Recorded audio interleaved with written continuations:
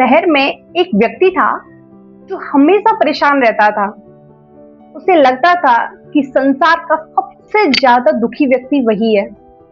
जब भी उसके पास कोई बैठने आता तो वह अपनी समस्याओं का बखान करने लगता, जिससे सामने वाला व्यक्ति उठकर चला जाता। इस बात से वो और भी ज्यादा परेशान हो जाता था कि कोई उसकी सुन नहीं रहा है। तभी उसे पता चलता है कि शहर में एक महात्मा आ रहे हैं जो सभी समस्याओं का समाधान करते हैं। तो इस बात को सुनकर वह महात्मा के पास पहुंचता है। वह महात्मा अपने साथ बहुत बड़ा काफिला लेकर चलते हैं, जिसमें ऊंट भी होते हैं। वह उन महात्मा से कहता है, गुरुजी, मैंने सुना है कि आप सभी समस्याओं का समाधान करते हैं। मैं बहुत दुखी व्यक्ति हूँ। मेरे इर्द गिर्द समस्याएं घूमती रहती हैं। एक खत्म होती है तो दूसरी शुरू हो जाती है। मैं बहुत परेशान हो गया हूँ। मैं जब भी अपनी समस्या किसी को सुनाता हूँ तो मेरी कोई सुनता नहीं है। दुनिया बहुत मतलबी है। ऐसे में मैं क्या करूँ? महात्मा बोले, भाई, मैं बहुत थक गया हूँ, लेकिन मैं सुबह तुम्हारी समस्या का समाधान अवश्य करूंगा। लेकिन जब तक तुम मेरा एक काम कर दो कि मेरी ऊँटों की देखभाल करने वाला व्यक्ति आज बीमार है, आज रात तुम इनकी सेवा कर दो। तो महात्मा उनसे कहते हैं कि जब ये एक साथ बैठ जाएं, तब आप सो जाना और कल हम समस्या के बारे में जरूर बात करेंगे। अगले दिन महात्मा व्यक्ति को बुलाते हैं। व्यक्ति की आंखें बहुत लाल हुई होती हैं। महात्मा उनसे पूछते हैं, कल रात कैसी नींद आई? व्यक्ति बोला, मैं पूरी रात नहीं सो पाया।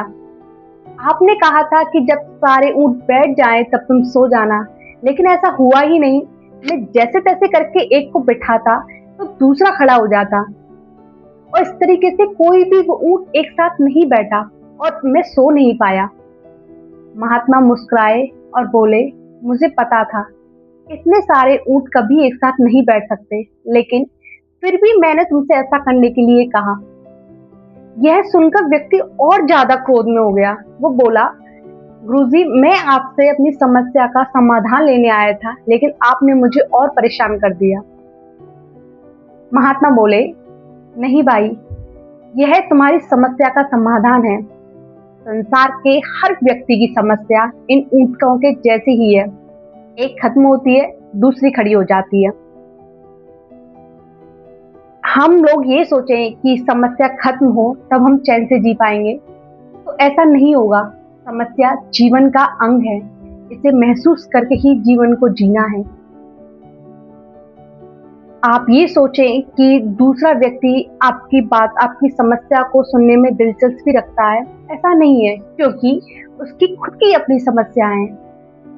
इस बात को सुनकर व्यक्ति के चेहरे पर एक संतोष और सहजता का रूप दिखा। ऐसा लगा कि जैसे उसे अपनी समस्याओं का समाधान करने का अचूक मंत्र मिल गया है।